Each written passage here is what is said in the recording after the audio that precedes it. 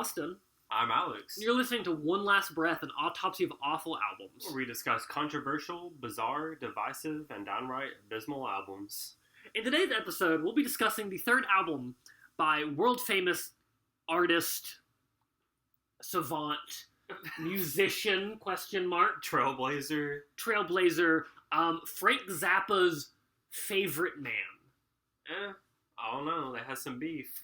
But probably his Captain favorite man. Beefheart. Captain Beefheart. He had beef with the Beefheart. Specifically Captain Beefheart and his magic band. And this is the album, of course, Trout Mask Replica. Trout Mask Replica is a very important album for experimental music. It combines elements of avant-garde, garage rock, blues, R&B, and free jazz while utilizing polyrhythm, polynotes, and multi-octave vocals to create one vastly unique listening experience. Now, I gotta know. How much did you know about polyrhythm before writing this script? I mean, I know what polyrhythm is. Poly notes. I was like, I don't really know what that is, but it's essentially, isn't it just the same thing with vocals? I think so. I don't fucking know. I read the little snippet of it real quick. I knew kind of what polyrhythm is. It's Good. Just basically playing different rhythms at the same time. Yeah, which he does a lot of fucking polyrhythm in this. Yeah, I mean, I listen to a decent amount of like math rock and post-hardcore and jazz fusion. It does that shit. Now, unfortunately, before we go to talk about the album, we do have to figure out about Captain Beefheart. And also, he fucking... there was like a lot about him that he fabricated, or he would say contradictory things in different interviews and stuff, so I tried to stick with what is known facts, because if it was going by little lies he made up, just to... because I guess it was kind of part of his persona. Yeah, was to make up shit about himself. This is art rock. Yeah. There are two art rock bands I've listened to now. And the other one is really good. Who's that? And so I watch it from afar. Oh. My favorite art rock band. Yeah, I mean... which, speaking of, if you haven't listened to And So I Watch You From Afar, they're not going to be on the podcast, but they are going to live in your heart. Yeah, they're really good. But either way, he was born as Don Van Vleet. Which kind of sounds like... I think it's Vleet. Vleet. Van Vleet. I'm pretty sure. So either it sounds like filet or it sounds like leet, and both of those led him to becoming Captain Beefheart. But he was born on January 15th in 1941 in Glendale, California. He struck me as a British man. Yeah, same. So does Zappa. I always thought Zappa was British. Zappa's not British? No, he's also from California. What? Yeah, I always thought he was till not that long ago. Okay, I mean, you would think British people are the only ones weird enough to do some shit like this. Yeah. I just assumed because every famous musician from the 60s and 70s is British. Except for Leonard Skinner. They're the only ones though. Yeah, but most of the good ones, most of the good white ones are British. The good white ones. Yeah. Because obviously rock and roll, this is not a rock and roll history podcast, but rock and roll did start in the African American community, and there were some really good artists that had all of their shit stolen by Elvis. True. But yeah, that's a good point. Most rock, besides the very beginnings, was British. Yeah, and then it became not British again. Point, yeah. And now it's no longer British. But, I mean, this was before a lot of that shit too. Before like Skinner and Allman Brothers and shit. Yeah, so he was a very early American pioneer of being a fucking weirdo. Yeah, that's a good way to put it. He showed artistic promise at a very young age. At the age of 3, he started painting and sculpting. Mostly his favorite animals like dinosaur, fish, African mammals, and lemurs. I thought this said African Americans. Oh no! African mammals. African mammals. Gazelle. Gazelle and ibex. Giraffe, yeah. At age 9, he won a children's sculpting competition organized by the LA Zoo by a local sculpting tutor, Agostino Rodriguez. I can't pronounce that first name. But Van Vleet, later worked as an apprentice under Rodriguez, who considered him a prodigy. According to Van Vleet, his parents were disapproving of his craft due to their distaste in arts, apparently declining several of his scholarship offers. How much of a bitch do you have to be to hate art? Yeah, they apparently said it was, these weren't the actual words, but they said art was gay. So, but in different terms. So... they're not wrong. They're not like, you don't say that. Yeah, like, oh, we're not gonna let you follow your dream. So his family moved to Lancaster, California, in the Mojave Desert when he was 13. I've had a long day at work. Around this time, he gained an interest in music, mostly blues artists such as Robert Johnson, Howlin' Wolf, and Muddy Waters, as well as jazz artists such as John Coltrane, Thelonious Monk, and Ornette Coleman. I don't know who Ornette Coleman is, but I do know about the Monk. He's Thelonious. I've and heard. Of course, we all know about fucking Coltrane and Muddy Waters and Robert Johnson, and Howlin' Wolf is apparently another guy. He was howling. While attending Antelope Valley High School, Van Vleet became close friends with classmate Frank Zappa, and the two bonded over their love of music. Okay, so they weren't... I thought he was just, like, Zappa was just like, this dude's fucking weird, get him an album. Yeah. But they were friends in high school? Yeah. Pretty cool stuff. Was Captain Beefheart secretly in Zappa's band? Did he ghostwrite some Zappa? I don't think so, no. I don't think they ever... I mean, they've had, like, at least one collab album together, but I think on, like, their solo I mean, Zappa was on this album a little bit, and so were members of his band. Okay.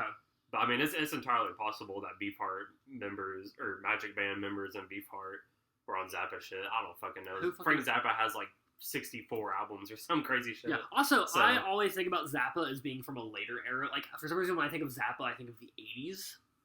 Yeah, but he started in the 60s. Yeah, his first album was like 67 or something, but I mean, he was quote-unquote big in the 70s and 80s. I guess. He died in 93. Like, rest in peace to a real one. Yeah.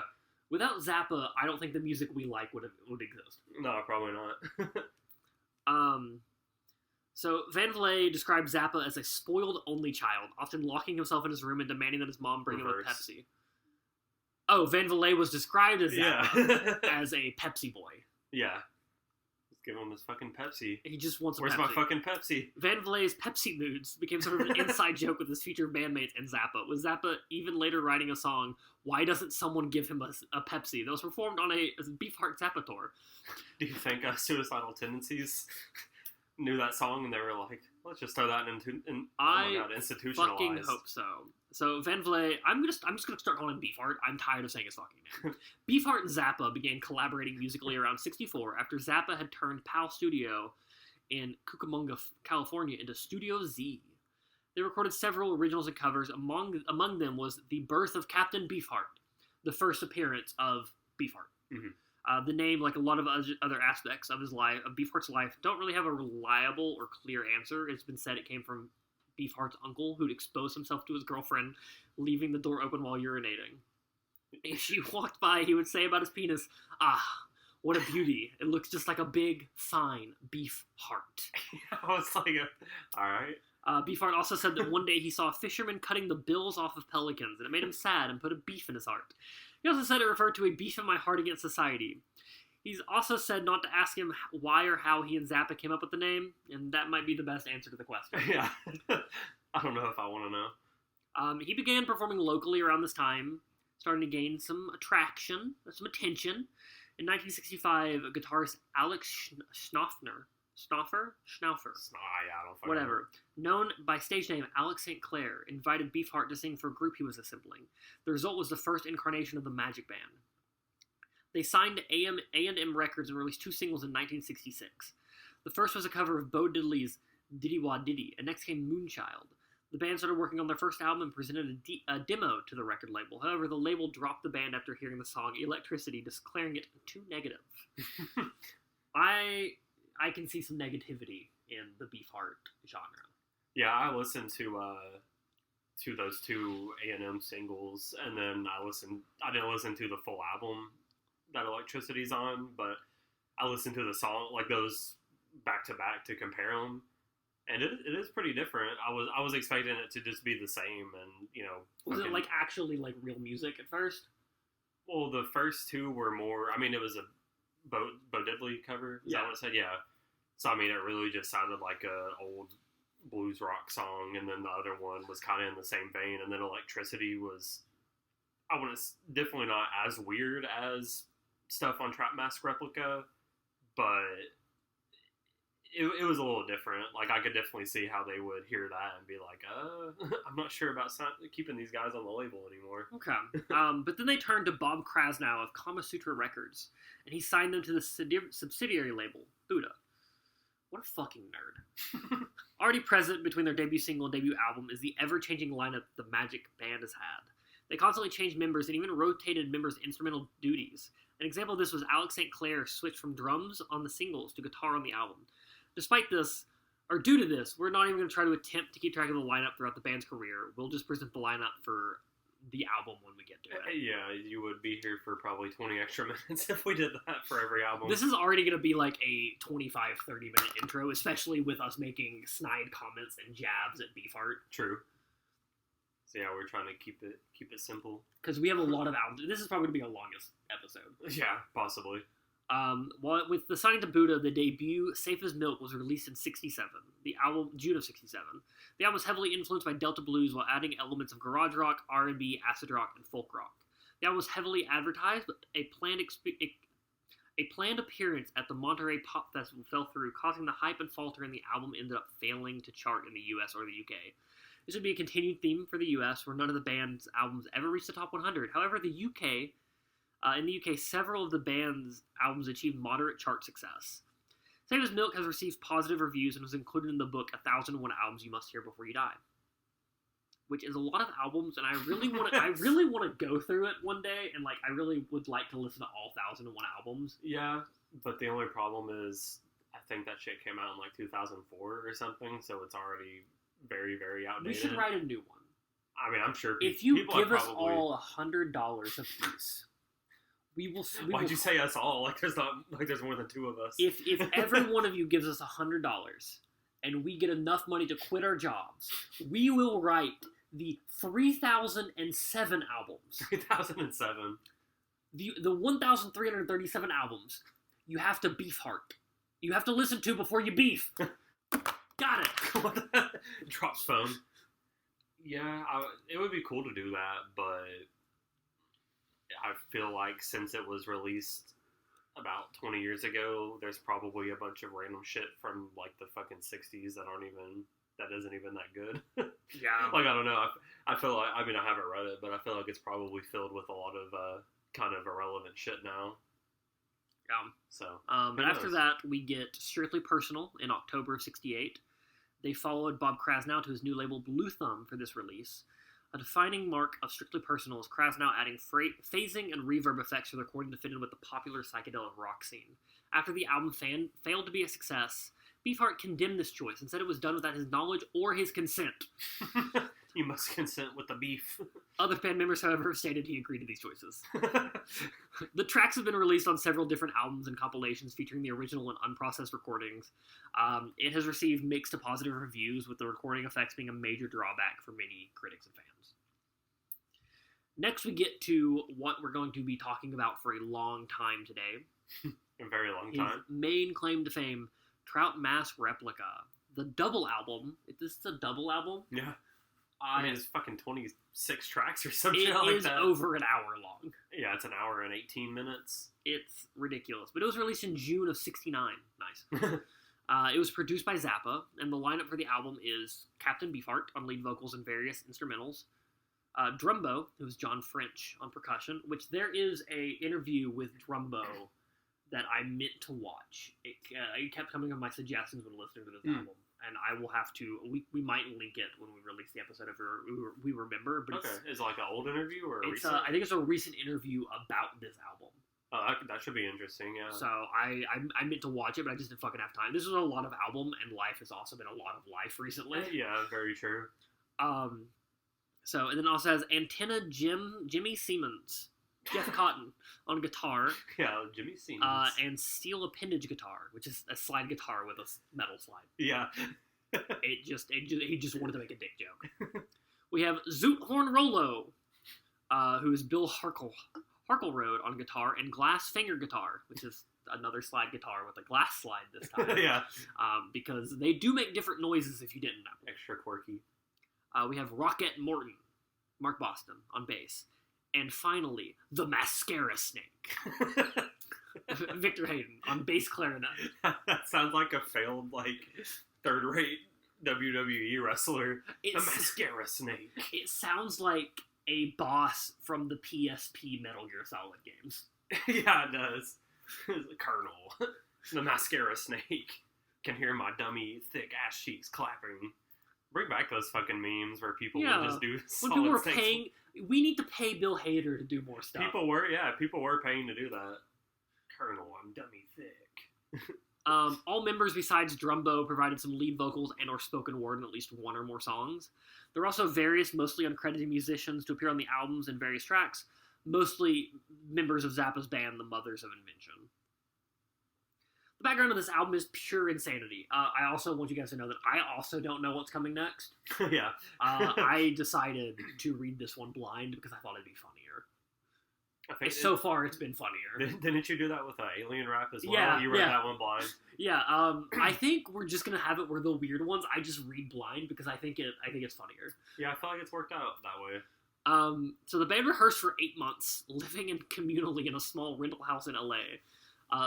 Beefheart assumed an almost cult-like leadership over the band, with a friend who visited recalling, the environment in that house was positively Manson-esque. The vibes are strong. Band members were restricted from leaving the house and practiced for 14 or more hours a day.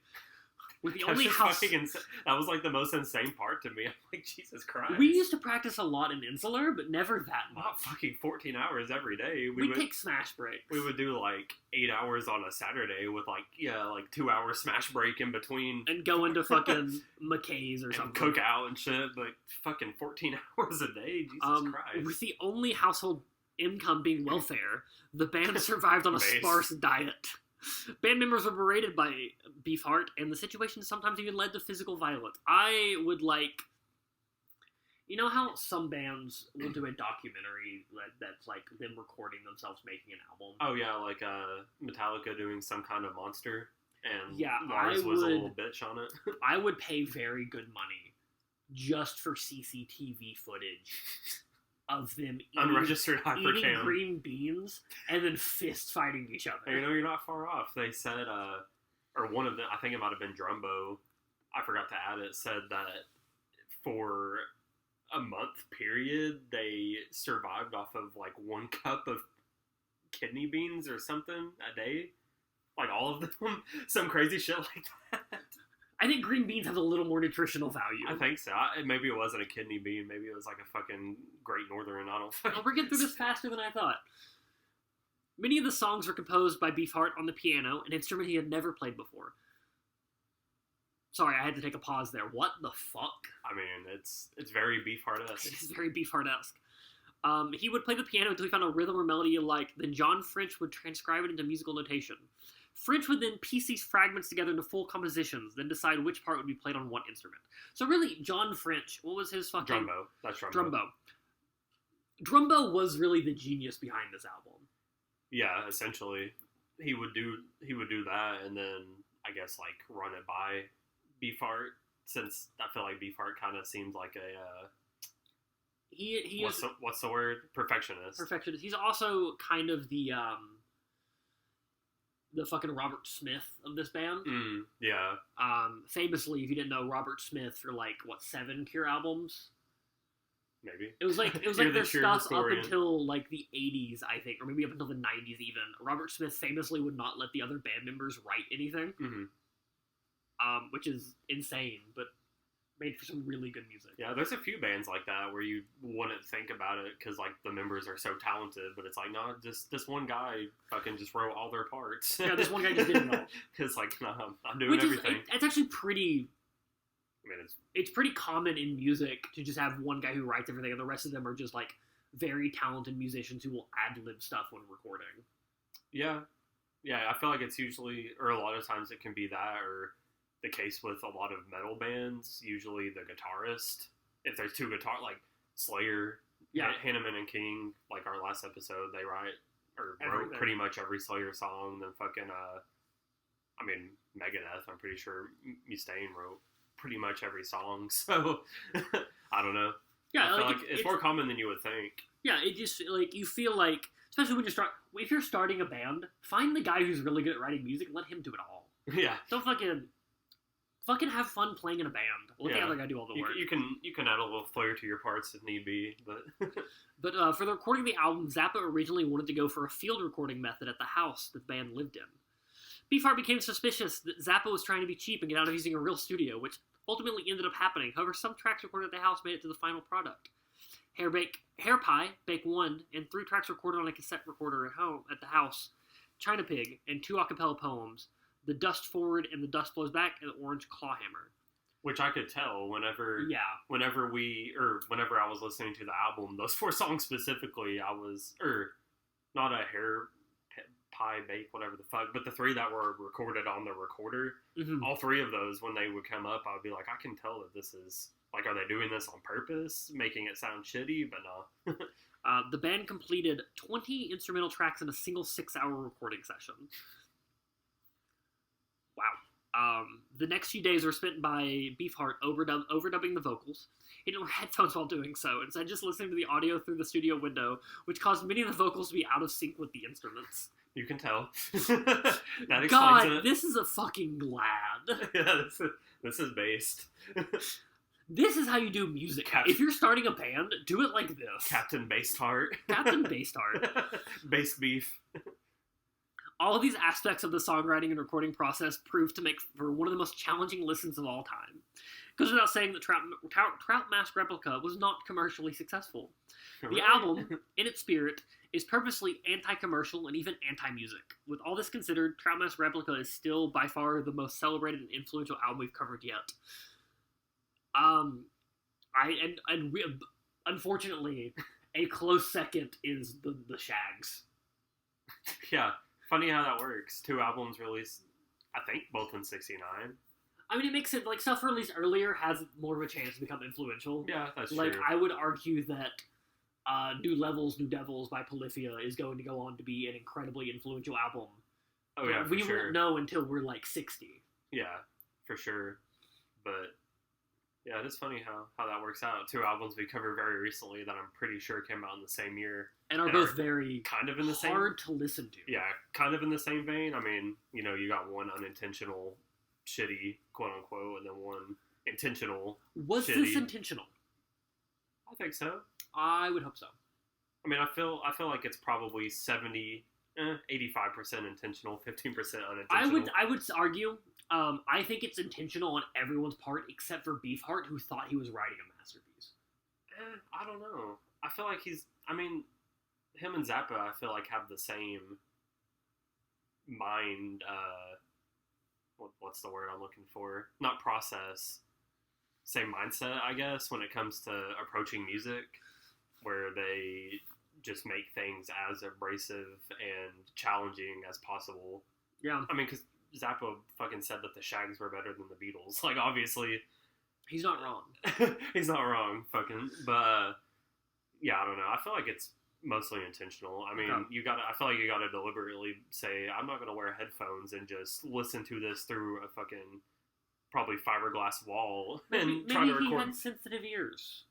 I don't know. He could have. He didn't have his Raycons. This episode's sponsored by Raycons. I wish. No, it's not. It's not. Raycons don't sue us. That's my favorite whenever fucking YouTubers or podcasters find a clever way to bring in an ad. All I'm saying is, if you do want an ad spot on this, I just proved that I'm really good at bringing them in. Yeah. So. And I use Raycons. I use Raycons to listen to this album like 7 fucking times. We're not sponsored by Raycons, but they are the best earbuds I've ever used. I love Raycons. They're nice. So, with all this considered, Trout Mask Replica is by far the most, celebrated and influential album I've ever covered. Lester Bangs, in his original review for the album upon release, hailed the album as a total success, a brilliant, stunning enlargement and clarification of Captain Beefheart's art. I don't know why I'm reading all of these. I'm reading all the quotes like I'm a fucking newsie. I mean, close enough. Years later, he added, "It was not even ahead of its time in 1969. Then and now it stands outside of time. Trends, fads, hypes, the rise and fall of whole genres eclectic as walking Christmas trees, constituting a genre unto itself, truly a musical monolith if there ever was one." It has been described as the standard by which almost all experimental rock music is judged by The Guardian. The album has also been considered a huge influence on the punk and new wave movements. The album hails many fans, including Simpsons creator Matt Groening, director David Lynch, guitarist Steve Vai, and guitarist John Frusciante of RHCP. Red Hot Chili Peppers. RHCP. Trout Mask Replica has even made its way onto numerous top albums of all-time lists, including Rolling Stone's at number 60. It was even added to the Library of Congress in 2011. That's pretty sick. Can you imagine just not knowing much about music? Just being like, well, Congress only has really good music. Yeah. Congress only has the most important music. Yeah, and just randomly be like, I'll choose this one. And you're like, you listen to some Beethoven. You listen to some Elvis. Yeah. You listen to then you hit like Nirvana. Then you hit like Sgt. Pepper's, and you're like, okay, this is a little you hit out Sgt. there. Pepper's, and you're like, this is a little weird, but the man really knows how to play the sitar. And then you're like, okay, how weird can it really be in the Library of Congress? And then you go home and enjoy the rest of your life not knowing this album exists. I need to look at what's like the full Library of Congress list for albums. I bet that'd be... I bet it's cool. I bet there's a lot. Hey, that would be probably more doable than the 1001 albums you must hear before you die. Maybe. Completionist list. I have decided I'm going to listen to all of Rolling. This is a tangent. I just want to tell everyone, in case you want to do this journey with me. So I'm going to read, AMC has 100 movies for 100 years. It's one movie every year. So I'm going to watch all of those. Penguin Publication has 50 greatest books you have to read. I'm going to read all of those. Nice. And I'm also going to listen to the top 100 of Rolling Stones albums. So I've decided to do that just sometime before I die. No time limit. You got some lengthy task ahead of you. I think it's going to be fun. I think it's going to be really enriching. I feel like out of all of those, I've probably either heard the most of the albums on that list or read the most books. I think I've seen the most movies, which is only 30-something. Yeah, maybe. I don't know. Just I only say that because when I watch movies, I tend to watch really shitty and obscure B horror movies. And which, if you want a podcast about really shitty and obscure B horror movies, let us know and we'll do it. Let us know. It'll be a once a month, maybe once every 2 weeks kind of thing. It won't be as frequent as this, but we'll do it. Yeah, that could be fucking fun. I mean, we love bad movies. Yeah, I mean, just to give you an idea, I've seen every single, or both of us have seen every single Paranormal Entity movie, which is a Asylum, if you guys know them. They just make mockbusters. It's their knockoff series of Paranormal Activity. We've seen all of those, but I haven't seen Citizen Kane. So that just gives you an idea of where I'm at in my life. Same. So how would Captain Beefheart and his magic band follow up this behemoth of an album? Fairly quietly.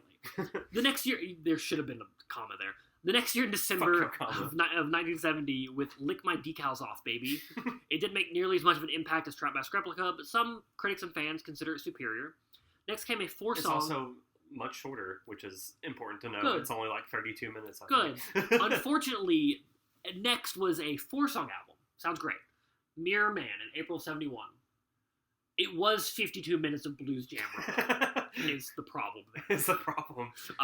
After that, Spotlight Kid and Clear Spot, which Clear Spot just sounds like a really shitty mockbuster about the Cool Spot from 7-Up. Which you are probably too young to know what the Cool Spot is. You're only 2 years older than me. The fuck you mean? I am too young to know what the fucking Cool Spot is. I don't know what that is. He was a 7-Up mascot that got in video games. Okay. He's the Spot. Like Pepsi Man. He's the Spot on the 7-Up can. Okay. That could make a good platformer, I suppose. I don't even think it was a platformer. But Clear Spot and the Spotlight Kid were next in January and October of 72. They were a little more commercial, but still received well by fans and critics. The next 2 albums, Unconditionally Guaranteed and Blue Jeans and Moonbeams, in April and November of 74, were even more commercial and uninspired. And Beefheart urged fans to return copies, calling them horrible and vulgar. Vulgar. Imagine Beefheart calling something vulgar. After a 4-year break, Shiny Beast, Bat Chain Puller, was released in October of 78 with positive critical reviews and is a fan favorite. The same can be said for Beefheart's last 2 albums released in his lifetime, 1980's Dock at the Radar Station and 1982 Ice Cream for Crow, ending his career as a musician off with a bang, as he retired from music to begin career as a painter. Are his paintings as weird as his music? I only saw a couple of them that were on Wikipedia. But, they look pretty weird, but, Were they good? Sure. I'm not the person to ask for good art, Neither am I. Especially when it comes to, abstract and expressionist art. Like, I don't know how the fuck to judge if something's good or not. I don't understand visual art, and at this point, I'm a little too afraid to ask what I'm supposed to be feeling. Yeah, my appreciation of visual art goes to, like, graphic novels and manga. Yeah, and, like, video game graphics and, I don't even care about video game graphics. They can look like shit. Minecraft is in the top. Minecraft and The Binding of Isaac are, like, the two games I have the most hours in. Yeah. And they don't look good. And they don't look good. Beefheart spent his retirement from music out of the spotlight, rarely appearing in public. Around the early 90s, he was using a wheelchair due to multiple sclerosis, although the severity of his condition at the time was disputed. He ended up passing away from his condition December 17th, 2010, which is a long time to have MS. Is it? It is. I have a family member who passed from MS, and it took like 7 years. Oh shit! For it to take him. So that's a very long, like almost 20 years is a very long time to have MS. A posthumous album was released in February 22nd of 2012 called Bat Chain Puller. Yeah, just Bat Chain Puller. It was meant to be his 10th album that was never released due to Zappa's manager Herb Cohen using Zappa's royalty checks to fund the album to be released on Virgin Records. Zappa withheld the master tapes from Virgin, causing Beefheart to move to Warner Bros. Records and record Shiny Beast Bat Chain Puller. Bat Chain Puller consisted of recordings of tracks from Shiny Beast, Bat Chain Puller, Dock at the Radar Station, and Ice Cream for Crow, as well as a few unreleased tracks. So if you're as confused as I am, yes. Let's talk about the album. Yes. Well, so essentially, Shiny Beast, Bat Chain Puller in parentheses was what ended up being released on Warner Bros. And then he posthumously, Bat Chain Puller came out and had albums from Shiny, whatever the fuck Shiny, whatever beast, Bat Chain Puller. Yeah. It is important to note that Bat Chain Puller is in parentheses of the first album and not in parentheses of the second album. Exactly. Oh, and also important to know, the song Shiny Beast, Bat Chain Puller, I think it said, the title track, was inspired by the rhythm that Beefheart's windshield wipers made. That's what he based the song on, apparently. I think I love this man. So first, initial impressions, which is something we don't... They're normally not that important. It's normally just like, oh, this album wasn't bad the first time, or this album wasn't good the first, or whatever. I realized something very quickly. I am the right person for this album. I did not have the right drugs for this album. Yeah, I listened to this stone cold sober. I didn't have any alcohol. I didn't have any kava. I didn't have anything. I was stone cold sober. Not even nicotine? I had nicotine. One vape. Me, one vape, Captain Beefheart. Name a better trio. And I spent a lot of time. This album was an hour and 18 minutes long, like you said. Yeah, I spent a lot of time listening to this fucking album. Yeah, I think I listened to this shit 6 or 7 times. Like, I spent almost a full workday worth of time listening to this. Mm-hmm. And I ended up with not a lot to say about it. Yeah, my notes are very sparse. That's exactly it. I mean, it's, like, what can you fucking say about it? Like, literally nothing that we could tell you or explain to you could even begin to put an image or put a sound in your mind that is anything what this album sounds like. And I don't know how to explain it. I want you to listen to this podcast. I don't want you to stop listening to it because we do have some notes. But there is a podcast there's another podcast on Spotify where each track gets its own episode, and it's all about this album. I didn't listen to it, but if you are interested in this album, listen to it, and then probably listen to that. I'm probably going to listen to that podcast and see what they have to say about it, see if I can decipher it more. Yeah, I'm always happy to shout out other pods who are more successful than me. Yeah, because I'm definitely not the right fucking person to explain to you what the hell is going on in this shit. I'm fucking not either. But we're going to begin with Frownland. Frownland, yeah. It's, I mean, kind of sets the album up for... I think it's a good opening track. It really sets you up for what you're going to get. Yeah, it's a good opening track. I'd say it's one of the more straightforward songs on the album. Which, I mean, first listen of it, when I heard it, I was like, oh, this shit's pretty fucking weird. Little did I know it was going to get about 125% more fucking weird. Oh, this is what I have to deal with? I can handle this, and then it gets weirder. Yeah, I mean, but you have a lot of the key elements right off the bat, like the all over the place vocals that don't match up with the instrumentation, odd time signature guitar riffs, a bunch of just spazzy drumming, that out of tune instruments. out of tune instruments, but the lyrics are pretty tame in comparison to the rest of the album, and I'd say pretty on par with most of the stuff during the hippie movement. Like, really no crazy what the fuck moments in this song for the most part, except for some of the instrumentation. So yeah, I'd say it's definitely a good opener. Sorry. Yeah, it's just weird, but it's not that weird. Not that weird. After that, we get The Dust Blows Forward and The Dust Blows Back, which is one of the field recordings, I believe. Yeah, one of the field recordings and one of the first of 3 spoken word tracks on the album. This one, I think, if I'm not mistaken, has a little bit of instrumentation behind it still.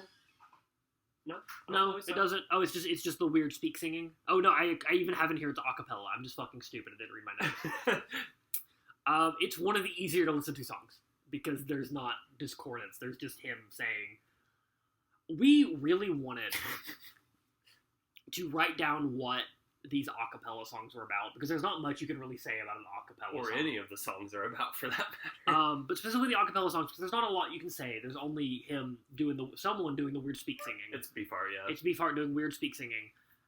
But it's just a stream of consciousness nonsense that means nothing. Yeah, I read like the Genius descriptions. I mean, the fucking actual lyric annotations didn't really do shit, but the descriptions of the song kind of helps us out here. It was saying it's inspired by the Great Depression. Okay. Question mark. That makes sense. I don't know how accurate that is, because yeah, I mean, it's really kind of Beefheart walking through, I guess, nature, but it seems pretty barren and sparse. Yeah, maybe the Dust Bowl. Maybe, yeah. I don't know. He just talks about a bunch of fucking animals he sees and, like, hot coffee in a crumpled can, fucking trash everywhere. It's just a bunch of weird shit. It's just basically him just listing a bunch of items and animals. It's weird. Yeah, and then I do like the last part where he's like, with my girl named Limbo, Bimbo, Spam. The way he says it's hilarious. It's a weird song. Which I'm gonna stop saying that after every song because they're all weird. It's a weird song. So, anyways, That's How Blues. Yeah, which is almost a normal song. Yeah, kind of. Yeah, it's not that out there in terms of the instrumentation. Up until Squidward comes out of fucking nowhere with that clarinet. Mr. Squidward. What was the fucking clarinetist name? Fucking Metal Gear Solid. Oh, the fucking Glamour? No, not Mascara Snake. Mascara Snake Viper or something. I don't know. I think it was just the Mascara Snake. Either way, he comes in and you can tell he knows how to play the clarinet pretty well. Yeah, it's some really cool clarinet parts, and I think there's some other horns going on there. Maybe, but this is like written in a way that is not good clarinet. Yeah, it's very very avant-garde jazz feeling when he comes in. But yeah, and this one that I did not catch at all listening to the album at all. It was something that I also found out on Genius, was that this song is about the Holocaust. I assumed with the name Dachau Blues. Well, I can't lie, I didn't know that Dachau was a concentration camp. So see, I, like a lot of autistic children, went through a phase where I read a lot about World War II. Fair enough. So I was like immediately like, oh, Dachau, yeah, I know what that is. Yeah. I also listen to a lot of like history podcasts about like the worst people in history and the best people in history, and they talk like some of the best and worst people in history happened in World War II. I mean, yeah, obviously. Yeah, I don't know much about. I don't know. War history is interesting to me, but I'm more of a, I guess, culture history person. Like I like learning about music and film movements and serial kill. I mean, fucking true crime is like.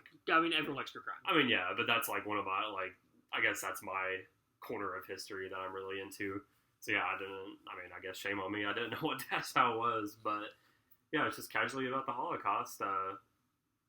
Fucking, I don't know. Slayer be like. Which, having that context, it makes it kind of a ominous song. Yeah. So. After that, we get to Ella Guru. Ella Guru. He says. I think he says Ella Guru. Yeah, Ella Guru. Which is kind of a funk song. Yeah, kind of R&B-ish. Yeah, it's like R&B funk. It gets me dancing. Yeah, I didn't pay this one much mind for the first, 3 or 4 listens. Like, it kind of was just there for me, but I guess around 5th or 6th listen, I was like, damn, I actually really like this one. Like, I think this is the first one on the album that I would call actual genius. Yeah, it ended up being a pretty big standout for me. It's really catchy. I mean, still weird, but really catchy. And then it's really just him talking about how beautiful the presumably fictitious Ella Guru is. I assume she's fake. Who knows? Then we get to Hair Pie. Oh, also, on Ella Guru, it's the first mention of the phrase fast and bulbous, which is said very many times on the album. My sleep paralysis demon has been saying fast and bulbous. I didn't even have a sleep paralysis demon before I started listening to this album. Yeah, I wake up in a cold sweat, fast and bulbous. Yeah, it's always fast and bulbous. Bulbous and fast. So after that, we get to Hair Pie, Bake 1. The clarinet at the beginning is obviously someone, again, who is really talented at clarinet, but they just decided that today they were going to be a fucking dick. Fucking dick. Why do you say that? You don't like the clarinet on it? It's really hard to listen to. See, this, for me, on the first listen, Hair Pie Bake 1 and 2 were really the only songs that, immediately stuck with me, which is funny because they're instrumentals, but I really liked what they were going for in both of them. This one is essentially just a avant-garde jazz fusion type track. I think it's really well done. There's tons of weird rhythms, a lot of different guitar parts going on. The guitar is really good. My problem is I don't like bad clarinet. Bad clarinet is something like bad guitar I can handle because I was bad at guitar once. You don't like really shrieky and piercing horn sections and shit like that? No, they hurt my head. Yeah, but I like shit like that. I like the chaos in it. But yeah, I really like this one. It was an immediate stick out for me on the album, and it ended up being one of my favorites. So. Yeah, not much else we can say about it because it is an instrumental. Apparently, in one of my listens, I put down that this is about the point in the album where I feel my mental illness coming out. So that's good for the rest of my notes. You got almost through side 1 before that happened. Yeah, side A. Side A of disc 1. God damn it. Moonlight in Vermont. This one's catchy. It's another straightforward song. Yeah, so far I would say the most straightforward on the album. Up to this point. Yeah, it might be one of my favorites, because it's one of the easiest to listen to. The main riff is so fucking catchy. There are, for as weird as the guitar is, there are a lot of catchy guitar parts on this whole album sprinkled in. Some of them only last for, maybe 30 seconds of a song, but there's a lot of catchy parts to be found. But yeah, this is definitely probably... I lost my train of thought. This is probably the most in line of the album with the late 60s psych rock pop kind of movement, the hippie movement. Yeah, I could definitely see this being on a compilation album of the time and it completely fitting in. And if you didn't know who Beefheart... Just being a little weirder than what you're normally used to. But... because there was a lot of weird shit that came out of that time. Yeah. Just nobody really took it as extreme as Beefheart did. Yeah. But... also, the guitar tone in this is... I think it's only used in this song, but it's a really good guitar tone. Okay, it's a little different than the rest. It feels really, really right. Okay. But yeah, this is, I'm pretty sure, the most popular song on the album. It has its own Wikipedia article, and it's the only song on the album that does, and also... it said it was a fan favorite, and before this album was taken off Spotify for whatever reason, I think it said it had the most plays out of any Beefheart song, so I guess it could be called Beefheart's most popular song. So yeah, that is another thing. This song was taken off of Spotify right before we went to listen to it. Yeah, which was very frustrating because listening to albums on YouTube, especially an hour and 18-minute album, it's really hard to keep track of what track you're on. Yeah, exactly. So then we get to Pachuco Cadaver. Yeah, Pachuco. I don't fucking know. I don't like the spoken word part that's either at the beginning of the song or the end of the last one. It's hard to tell. I think it's the beginning of the song. It's someone saying, a squid eating dough in a polyethylene bag is fast and bulbous. Got me? I am tired of the phrase fast and bulbous You got already. it? It's fast and bulbous. It's fast and bulbous. Bulbous and fast. But the song itself is like pretty cool. Yeah. Yeah, it has a really cool opening riff that's really bouncy and catchy, and yeah, a lot of good horn. Again, I don't fucking know what. I feel like there's a saxophone on this one that caught my attention. I don't know. Some horn is on here that had a really cool part that I liked. But yeah, it's another straightforward, like almost good song. Almost good song. Then we get to Bill's Corpse, which has another really cool riff, but it is mostly just Captain Beefheart or someone screaming. Yeah, this one, he sounds like a really weird, shady snake handler preacher on this one. Like, yeah, it just sounds like he's shot. Which I mean, I don't remember what the fuck the lyrics are about, but it just feels like he's shouting like religious shit at you. Sounds like he's cutting a promo for the WWF. Yeah, I remember one part being like various species sorted together by their religions and ideals or something like that. I don't fucking know. But ultimately, this song is nothing special, I don't think. Yeah, in the context of the album. Yeah, I also noted that I enjoyed the riff in this one, but I don't even remember what that sounds like, so... No idea, they all kind of run together as just discordant nightmares. Yeah, exactly. I am going to be dreaming about this album for many moons. Many moons. Many moonlights on Vermont. Then we go to Sweet Sweet Bulbs. Which just feels like a direct continuation of Bill's Corpse. Mm-hmm. Yeah, this one has a lot going on, which every song does, but I feel like this one especially, like the drums are kind of doing a jazz type break beat-ish thing behind the vocals, and then the guitar and bass kind of seem like they're doing an improvised blues solo. So it kind of feels like two different genres going on at once with the fucking ramblings of Beefheart. But it somehow kind of works. I like the instrumentation on this one. And we also get some pretty vivid imagery with Beefheart saying his lady has a hominy smile and a hominy snatch. I don't know what that means. I think hominy is corn grain, something like that. She has a boozy snatch. Yeah, I guess her pussy is corn. I don't fucking know what that means. It's boozy. Boosie. Gary Bussy. Gary Bussy. This is just more okay avant-garde rock, though. Mm-hmm. For the most part. Then we get to Neon Mate Dream of an Octofish. Yeah, what the fuck? They say it like meat? Neon Meat Dream of an Octofish. But it's meat with an E. So I don't... With an A. Yeah, meat with an E. Yeah, so I was thinking of the other meat, like you meet somebody. No, it's MEATE.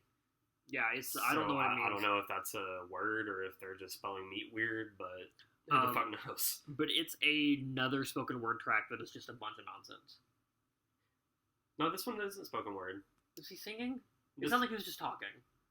But it has it's not an acapella, but it is still spoken word. You can be spoken word and have music. My band is spoken word with music. Yeah, I mean, it's just fucking confusing.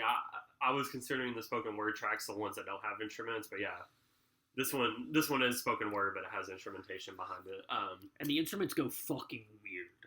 Yeah, this one is one of the more enjoyable songs to me for the album, just because the absolute absurdity, because the instruments are very, very fucking weird, and this one, I mean, even though all the songs are pretty much just ramblings, this one especially is. Like, he just talks. Yeah, like, this one has two of the most laugh-out-loud moments of the entire album for me. The first is whenever he just goes, tra-la-la, tra-la-la, la. Like, very... It's just, like, very fucking loud. I mean, he's loud on the rest of the track, but when he does it, he's just like, tra-la-la! And then he, a little later than that, he says, squirming serum and semen and syrup and semen and syrup. He's a fucking weird guy. I don't fucking know. But this is one of my favorites on the album. Yeah, me too. I think it takes the just absurdity of the entire album. It's just like the right mixture of everything is going on in this track for me. Yeah. So. Then we get to China Pig. which is one of the songs that was recorded at their house on the recorder. Okay. So that explains the very shitty production values of the Yeah. track. It patterns itself after a blues song, and it for most of the track just feels like a regular old blues song. Yeah, it really sounds like a Robert Johnson song to me. Because with the very subpar production, the guitar and vocals, or it's just guitar and vocals, and the guitar is a lot louder than the vocals, which is how Robert Johnson tracks are, because obviously that shit was recorded in like the 30s. With like one microphone. Yeah, so it kind of has that feel, which I was assuming was intentional until I found out that they recorded it. I mean, maybe that's why they chose this one out of all the house recordings to be on the album. Maybe it's a homage to that, because as we previously stated, Robert Johnson was a favorite of Beefheart, so could be intentional, but yeah, it's really just a straight up blues song until like the last 15 seconds of the song. It goes weird. It goes a little wacky. A little wacky. Yeah, and then the lyrics are a little weird, but not too weird. I mean, all the lyrics are weird. Yeah, not weird as like Neon Me Dream of an Octofish or something of the likes. Yeah. Then we get to My Human Gets Me Blues, which is another rock forward song on the album. The only thing I had to say about this one is that it's a banger. Mm-hmm. I like this one. And the more I listen to this album, the more the album speaks to me. Which is not my real opinion. I don't know why I wrote that. I think I was losing it. A sleeper agent fucking hacked your brain. I think it's like Alien Kids, where I just fucking lost my shit. It's like, oh, yes, I love this. Like, I had to force myself to be like, I like this album, so I could keep listening to it. I like it. That's what happened with the Alien Raps. I told myself I liked the album, and then I got back to my notes and was like, this album fucking sucks. Yeah. What the fuck? But yeah, My Human Gets Me Blues is like you said, pretty straightforward. Kind of a mix of garage rock, proto punk, heavy blues, kind of in the vein feeling. But yeah, the only really weird part about the song is the lyrics, obviously, and then the lead guitar parts, and then the whole instrumentation is a little off time, but kind of one of the more in sync tracks on the album, where it seems like they actually were. Seems like the off time was on purpose. Yeah, it seems like they were actually playing with each other on this one. So, then we get to Dolly's Car, which I think this song shows incredible knowledge from the band about music. It's good, but it's bad. It's good, but it's bad. It's rhythmic, but it's scattered. It's melodic, but it's discordant. It's possibly the greatest example of what the band is able to do. Okay. Yeah, this one's only a little guitar solo, right? I think there's some vocals in this one. I don't remember. I think this one's just a guitar solo. Might just be a guitar solo. Yeah. But like it's really good. Mm-hmm. Yeah, like it's pretty. It's kind of ominous feeling. Yeah. Because it's just a guitar, like literally a guitar solo, like nothing else. Yeah, it has kind of a trippy, weird, kind of creepy vibe to it, and then it leads directly into Hair Pie Bake 2. So we got a sequel to the first Hair Pie Bake, and this one might even go harder than the first one. I don't know. I put specifically that if you listen to one song on the album, I think it should be this one. Yeah, this one really is almost straight up math rock. Yeah, honestly, like proto math rock. This song fucks. Yeah, like I was pretty shocked. I mean, there's parts of the album before this and after this that kind of have that feeling of kind of math rock-ish influences, but this one is like straight up, like I feel like this sounds like an undiscovered math rock song from the 60s with like 60s production values. Some really good shit here. I really like this one. Like if I were to only tell you to listen to one song on the album, I think it would also be this one. Hair Pie Bake 2. Then we get to Pina. Pina? I think there's a little I didn't see that on. What are they called? A tilde? Not a tilde. Whatever. The fucking inye from Spanish. Yeah, I mean it's also very likely that my phone just auto-corrected it to that. Yeah, my phone also turned autocorrected. I don't know. I didn't see it on YouTube. Yeah, Pina, something. Whatever, Pine. All I have for this one is it's ultimately not a bad song. It's nothing special. And then I'm going to have the phrase fast and bulbous stuck in my head for fucking ever. Fast and bulbous? No, it's like this. I say fast and bulbous. You're going to wait for me to say this. Did he says something else. No, bulbous and fast. So, exactly. Yeah, at first I wasn't sure if it was Beefheart singing on this track, because instead of the signature gravelly deep voice that Beefheart employs, we kind of have a high-pitched and whiny, shrieky, almost like harsh vocals on this song.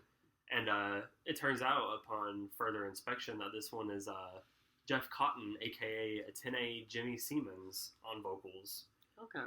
But yeah, this one's really weird. Like, it sounds like he's on the verge of fucking insanity. Like, he probably was. Like, it's really funny. After what was it, 9 months living in a house with Captain Beefheart? 18 months, I think it said. 18 months? Yeah. Maybe 14. Something. I don't know. After a month of living in a house with Captain Beefheart, eating nothing but kidney beans and fist fighting all the fucking time, I would also be losing my mind. Yeah. I was losing my mind listening to the album, let alone making it. Yeah, exactly. But it's really funny because the vocal style that he uses on this, like, made me think of dude from I Set My Friends on Fire. Like, it sounds like him. Oh my god, it kind of does. It does. Like, it's that kind of, like, he sounds like he's on the verge of tears, but he's, like, screaming, and I don't know, he sounds like a minion doing harsh vocals. Like, I don't fucking know. It was very weird. And I think I'm better off in my mind knowing that it wasn't Beefheart doing that, because I don't know if I could handle knowing that he could do that, because... Yeah, it's too much power for one Beef. That's too much vocal range for one Beefheart. After that we get Well, which is another a cappella song about... Wait, backtrack. Oh? I have some really good lyrics from Pina. Oh, you have some really good lyrics from Pina. Yeah, this one had some of the weirdest fucking lyrics on the album. We got, while sitting on a turned-on waffle iron, smoke billowing up between her legs made me vomit beautifully. Some good visuals there. And then its droppings were tiny green phosphorus worms that moved in tuck and rolls, that clacked and whispered in their confinement. 3 little burnt scotch-taped windows several yards away. Mouth open to tongues that vibrated and lost saliva. Pina exclaimed, "That's the raspberries." Okay. So that gives you some idea of what happens in this album, but also will make you say, what the fuck? I don't know what any of that means, and I listened to the album. I don't think they even know what it means, but I just thought that those were 2 standout what the fuck moments on this album, so. And then we get to Well, which is an a cappella song. Yeah, the second of the 3. It's about despair, ? Yeah, this is, out of the 3 a cappella tracks, this is the least notable. I don't hate it. I don't like it. I mean, it's really, I got nothing except that he says well like 57 times. He does say well like 57 times. Pretty much the whole layout of the song is he'll say a phrase and then say well. Yeah. And then rinse and repeat for the whole track. And then we get to When Big Joan Sets Up. She sure did set up. The vocals in this song are very poorly mixed. Okay, I didn't catch that. Which is unfortunate because it sounds like it could have been the best vocal performance on the album. Okay. Yeah, this one is also the longest song on the album at a little over 5 minutes. It is very long. Yeah, I have a lot of notes for this one. Mm-hmm. Squidward comes back. Guess who's back? If I had known the clarinet player's real name, I would not have been saying Squidward because it's not nearly as funny as his real fucking name. Yeah, exactly. I'm so upset. Mascara snake. But he gets some good phrases out of the clarinet this time. Mm-hmm. And he doesn't overstay his welcome. And the guitar does some pretty interesting stuff. I like the song. Yeah, it's a pretty decent song. Kind of touches on everything introduced in the album thus far, but I will say I kind of wanted more from one of the handful of songs on the album that's over 3 minutes. Yeah, because like a lot of this album is short, so seeing a over 5 minute track, I was expecting a lot more. Like I was kind of expecting something along the lines of Hair Pie Bake 2. Yeah, that's what it's fucking called. Hair Pie Bake 2, but with lyrics added onto it. But I mean, really, all I got was kind of mid. Like it's all right, but nothing really very noteworthy for me. All I really got was that Big Joan is big, but her hands are very small, so people laugh at her. That's pretty much what this song's about. Poor Joan. Then we got a Fallen Ditch. And besides Dachau Blues, this is probably the most serious song on the album in terms of lyrical matter. Okay.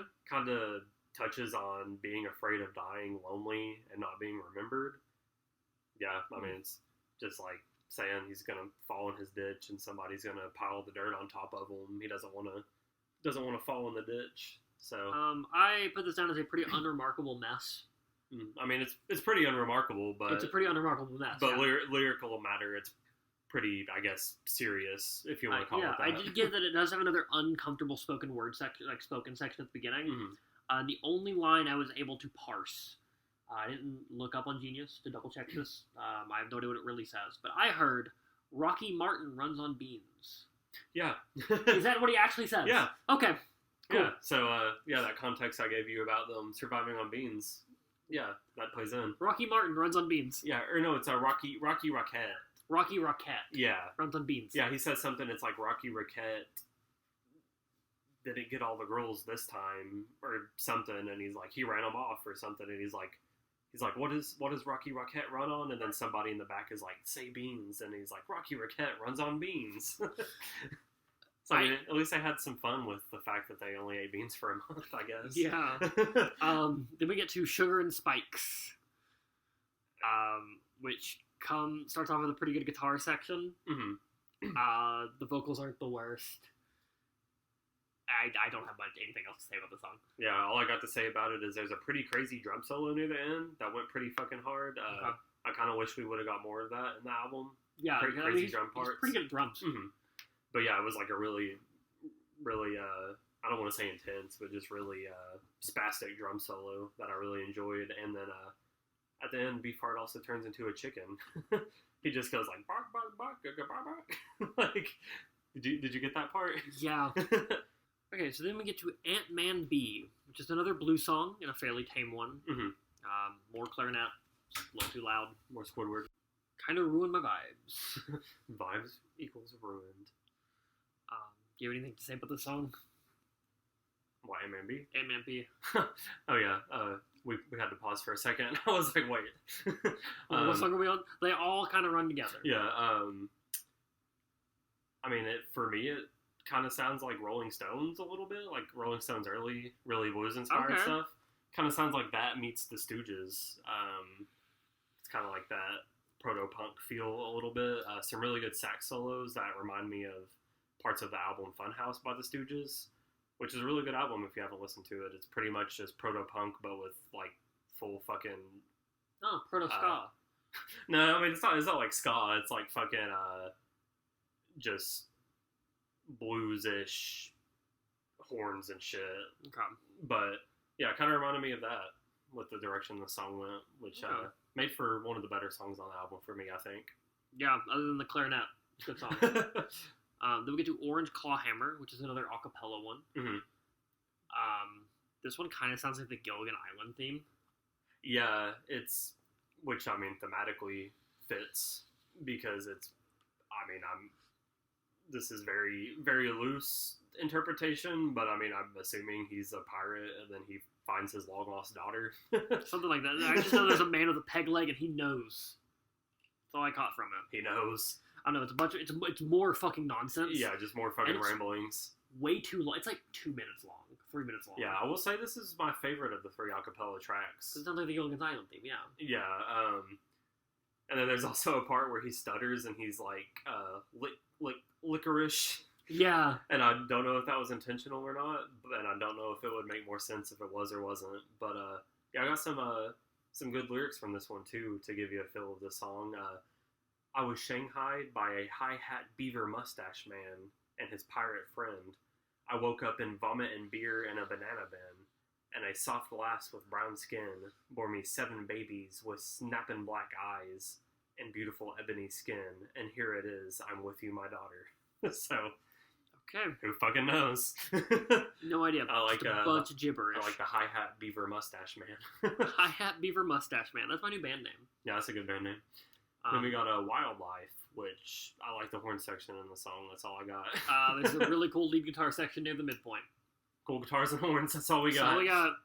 Yeah, these 3 songs specifically, Wildlife, She's Too Much for My Mirror, and Hobo Chainba, these were the last 3 for me to get notes on. It was very hard for some reason. Yeah, for these 3. She's Too Much for My Mirror starts with a spoken intro that introduces us as a famous version of another song. Mm-hmm. That's all I got for it. Doubt. Yeah, I mean, it's kind of one of the more catchy songs on the album. Kind of just another blues rock track with some noodly guitar. But Yeah, it's really straightforward. that's about it for that one. Then we got a Hobo Chain Ba. All I got is that Beefheart kind of sounds like Sloth from the Goonies. I put they sound like a dying seal. Okay, so. I also put the line, "Now this is jazz." He says that? No, I said it. Oh, you said it. Okay. I just said that. Now this is jazz. Now this is jazz. Okay. Also, there are Christmas bells. Oh, I didn't catch near the end of the song. There's like Christmas bells. Okay. Don't know why they're there. There's some tings. They're not really tings. They're like chick chick chick. Oh wait, yeah, I did catch that. Yeah, sounds like some reindeer coming for you. Yeah. Then we get to the blimp, mousetrap replica. We in the mousetrap. Yeah, all I got for this is I don't know who the fuck it is. Maybe it's Seaman dude, Jeff Seaman, what the fuck ever his name was. Antenna Jeffrey Seaman. Yeah. Maybe it's him, but somebody about 57 times in the song just says, the blamp, oh god, the blamp. I'm pretty sure the You Ready has been sampled. Really? There's something that goes like, You ready? Okay. You think they sampled it I think Beefheart? it's a sample from Captain Beefheart. Yeah, I mean, you'll need to figure out what that is, and we can compare it. God, I can't. I just remember the line, You ready? I mean, I feel like that's kind of vague. Yeah, I know, but he just said the exact same just way. The inflection he used. Yeah.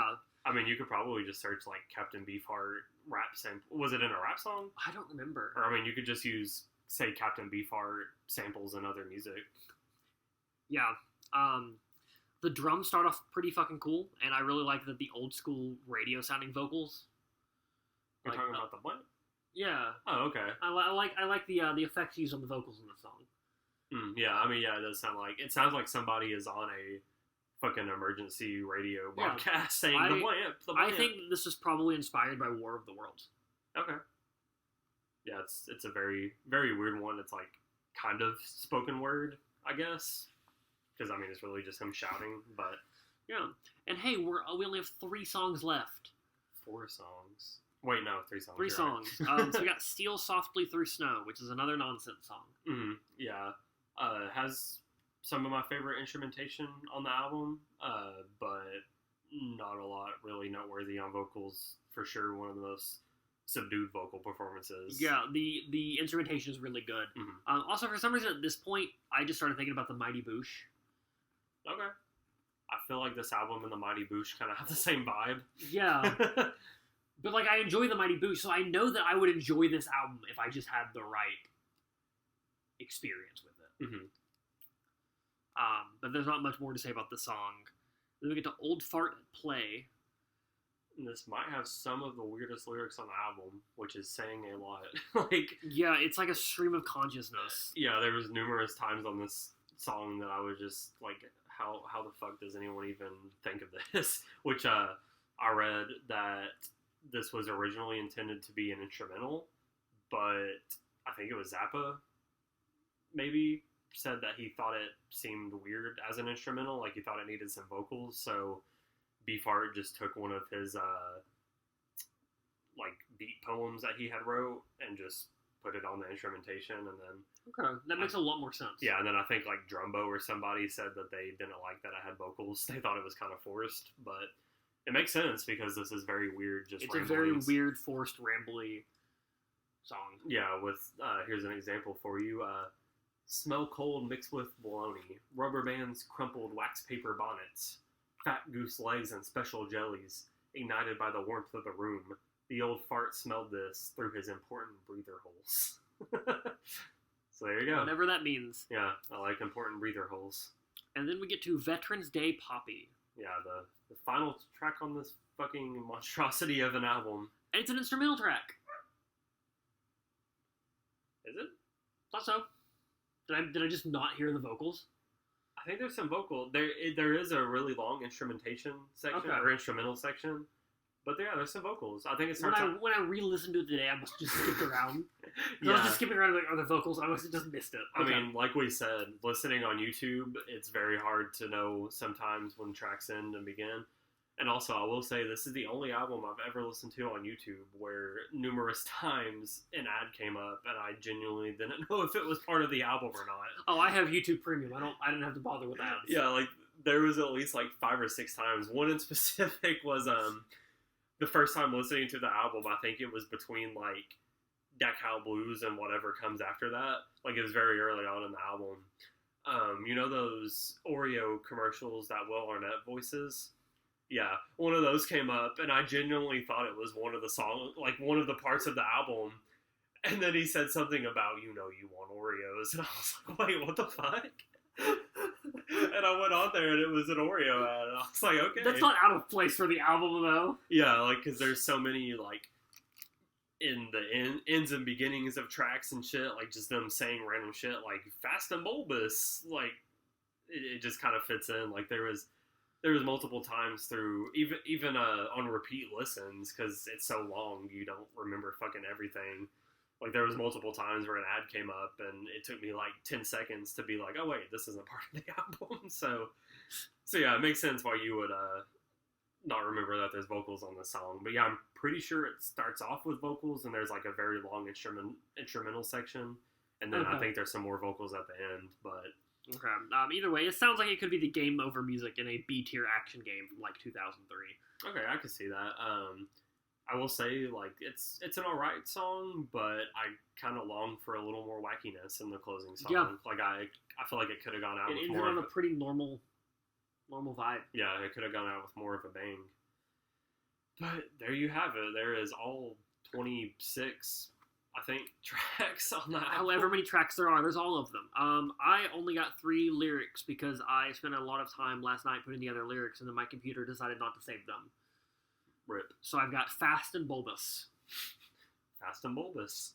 Fast bulbous and and fast. And then I got Dachau Blues. Those poor Jews. Yeah, I didn't know what he was saying after Dachau Blues on the song, which, if I would have known, then I probably would have known it was about the Holocaust, because I got all the parts about World War II and him saying World War III and shit like that, but I didn't get those poor Jews, so... And then my final lyric is, ingest, incest, ingest, injust, infeast, incest. Yeah, that's on Neon Meat, Dream of an Octofish. Yeah. Yeah, there's a lot of times on that song where he, like, the syrup and semen, and he would just, like, take 3 words and interchange them for, like, a whole fucking bar of lyrics. But yeah, I didn't get any lyrics besides the ones I had throughout the track listing, so yeah. But you could really take almost any song on this album and find a very weird lyric, so... Yeah. But those are just some of the more standout ones, I guess. What are your favorite songs? So I had to go through and mark my favorite songs when we were going over this, because as you know, I have a history of not writing down my favorite and least favorite songs, just going with the vibe, but there's so many fucking songs. Yeah, I saw you doing that, and I was wondering what you were doing. So my favorite songs are Moonlight in Vermont. Okay. Neon Meat, Dream of an Octofish. China Pig. Hare's Pie, Bake 2. When Big Jones Sets Us Up. And I guess that's it. Okay. I put these together, Hare Pie, Bake 1 and 2. I just included them as the same. Ella Guru, Neon Meat, Dream of an Octofish, Ant-Man B, and My Human Gets Me Blues. And my least favorite songs are all of the spoken word ones. Fair enough. I got When Big Jones Sets Up, The Blimp, Mousetrap Replica, Sugar and Spikes, Well, and China Pig. So, yeah, I mean, the spoken, or the acapella ones were all pretty hard to listen to, just because they're so fucking weird, but I kind of like the other two, besides Well, but Well was just kind of pointless for me. At least the other ones had some interesting shit going on, but that being said, this album holds a 3.63 from 19,315 ratings on Rate Your Music. 3.63, so a 7.26. Okay. That is a number. I mean, you got to consider that pretty much every professional review site / magazine gave this shit like a 10 out of 10. Yeah. I am going to go, and this might be a little controversial. Ooh, controversial. In my current state, in my current knowledge of the album, in the current experiences I have had, I have to give it a 3. Okay. With the caveat that I do believe it can raise if I have the right experience with it. I will be coming back to this album to try to have another experience. Yeah, I agree with that. I definitely will do the same as well. We might even fucking do the same together. I don't know. That might be a good idea. Because I don't know if I could handle this album and that state of mind without somebody that is also in that state of mind. Yeah. I think I would probably have a very bad experience with some parts of the album, but I don't fucking know. Like, this is the hardest one to rate so far, even harder than the Shags. Because it's like there's definite flashes of genius on this album, but there is also parts where I see what they're going for, or what Beefheart is going for, but it falls flat for me. I don't know. Like, I think I appreciate the background behind this album, what it stood for, the influence it's had, and just the absurdity of like the recording process and writing process. Like everything that goes into the album besides the actual listening experience, I rate higher in my mind than the listening experience. Yeah. Like, I definitely, no matter what score I give it, I won't take away any of that from the album. Like, it's definitely very important. I think it's a very important album. Yeah, I think it deserves all the praise it's been had. I think it deserves all the influence that it's given things. It deserves to be in the Library of Congress. Like, everything that this album holds in terms of accolades is very deserving. But I guess I would have to give it a 5.5. 5.5? Yeah. I really want to go higher. I don't know, though. It's just very long and just too... I don't even know the word for it. Like, I won't say too drawn out or too out there, because I like the fact that it's out there. I don't know. It's just a lot. Like you said, I need to experience this even more, which is crazy because I've listened to a fucking hour and 18-minute album like 6 or 7 times. Yeah, I think this is an album that you really need to listen to a lot of times to get the full experience. Does it deserve one last breath? Yes, definitely. I think you should listen to it. Yeah, I think everyone should listen to this album. Yeah, literally everybody, no matter what. Which, the last time we said this about an album was, what, Attila? I think so, yeah. So there you have it. No, I think I said that about the Shags. I said I thought everybody should listen to it. Okay. I think the last time we were both in agreement was Attila, though. Yeah. Which, I mean, also that goes to say, if you enjoy the Shags and you haven't heard this, or vice versa, I think you would probably... Yeah, if you enjoy one, you'll probably enjoy the other. Yeah, which, I mean, I guess it's kind of true for me. Like, I like the Shags a lot more than this, but like we said, like this... Out of anything we've covered thus far, this has the most experience to grow in rating for both of us, I think. So, so we will see you next week with something somehow harder to listen to. God, I do not even know what to expect. And I also think this album that we are covering next is at least 20 songs. So I don't... God damn it. This might be the first album I have to go into incognito on Spotify for, because I don't know if I want this on my list. I am not doing that because I'm not a coward. Yeah, I guess I'll just suck it up. But so yeah, if you like hearing us torture ourselves, rate and review us on Spotify or Apple Music or whatever you listen to, please. Yeah.